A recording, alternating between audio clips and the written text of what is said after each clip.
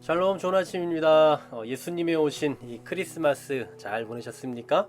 세상은 어떤 의도로 즐거워했을지 몰라도 우리는 우리의 구원자이신 예수께서 오셨다라는 그 사실이 가장 큰 기쁨이 된 줄로 믿습니다. 우리에게 있어서 크리스마스는 어제로 끝나는 게 아니라 오늘도, 내일도, 또 1년 후에도 또 우리 삶에 지속되는 모든 순간순간 지속된다는 걸 기억하시면서 날마다 예수님의 오심을 기억하며 감사함으로 살아가는 우리 되기를 간절히 소망합니다. 자, 오늘 본문은 하나님께서 이스라엘 백성들로 하여금 하나님의 계명을 기억하도록 하기 위해 어떤 조치를 취하고 계심을 볼 수가 있습니다. 특히 일종의 시각 효과랄까요? 아니면 어떤 시청각 자료?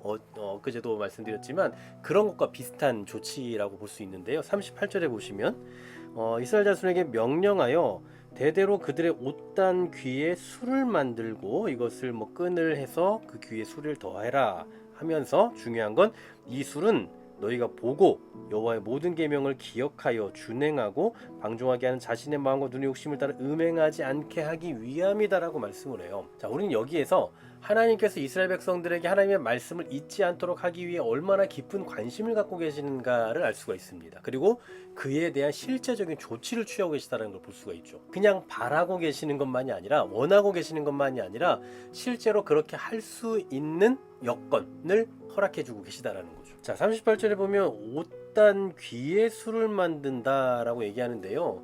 이 술이라는 것은 사람들이 마시는 술을 말하는 게 아니고요. 겉에 입은 옷 이 내 귀퉁이에 늘어뜨려 놓는 그런 장식물입니다. 어떤 분은 이 술을 어떤 하나님께서 당신의 백성과 연결하는 어떤 언약의 굴레? 이렇게 표현하는 분도 있더라고요. 왜냐하면 여기서 말하는 이 술이라는 단어가 히브리어로 치치트라고 하거든요. 치치드. 근데 이 히브리어의 자음을 숫자 값으로 이렇게 계산을 해보면요, 600이 나온다고 합니다. 600이 나와요. 왜 600이냐, 이런 게 있냐, 그냥 신경 안 쓰셔도 됩니다. 네, 그리 중요한 건 아니지만 굳이 이렇게 해보면 600이 나오는데, 더 중요한 건 이 치치트에는 총 8개의 실과 5개의 매듭이 달려 있다고 해요. 자, 그러면 여기에 8개 그리고 5개를 합하면 총 몇입니까? 613이 되죠. 자, 613이 뭐냐 하면 그 당시에 율법의 조항 숫자라고 말을 해요. 그러니까 이 치치트, 즉 이 술은 결국 율법을 의미한다. 그래서 율법을 기억하게 하기 위함이다 라는 의미일 것이다 라는 거죠.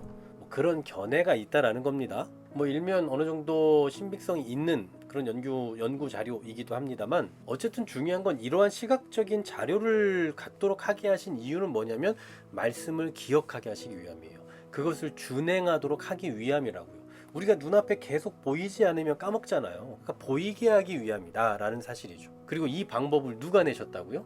사람들이 낸 게 아니라, 우리 하나님 말씀을 기억해야 되는 거 아니냐라고 스스로 낸 게 아니라 하나님께서 내셨다는 거죠. 그리고 이게 실제로 나중에 신약에 가면 유대인들이 많은 그 종교 지도자들, 특히 외식에 빠져 있다라고 말하지 않습니까? 그 가운데서 마태복음에 보면 옷에 술을 길게 했다라는 표현을 해요. 그러니까 이 옷에 술을 단 이유는 하나님의 말씀을 기억하게 하기 위한 의도가 있는데, 이 외식에 빠진 후대의 사람들이 뭘 하고 있냐면 이 술을 더 길게 늘어뜨려 놓는 겁니다. 그게 마치 어떤 자기의 권위를 드러내는 것 마냥 사람들에게 보이기 위한 모습을 지니고 있다는 거죠. 근데 이런 의도가 전혀 아니라고요. 이 술을 하나님께서 만들라고 하신 이유는 말씀을 기억하게 하시기 위함인 거예요. 어떻게든 하나님의 말씀을 기억하고 하나님의 말씀대로 살게 하기 위한 목적이 여기 있다라는 겁니다. 그런데 사람들이 나중에는 어떻게 변질된다고요? 사람들에게 보이기 위한 것으로 변질된다라는 거예요. 여러분, 우리가 하나님의 말씀을 들어야 되고 그 말씀대로 살아가고 경건함을 우리가 유지해야 되는 이유는요, 교회에서 거룩한 사람이 되는 것이 목적이 아니에요. 거룩한 사람인 것처럼 보이는 게 목적이 아니라고요. 제가 목사로서 말씀을 읽고 기도를 해야 하는 이유는 목사로서 사람들에게 보이기 위함이 아니라고요. 하나님의 말씀대로 살아가기 위한 겁니다.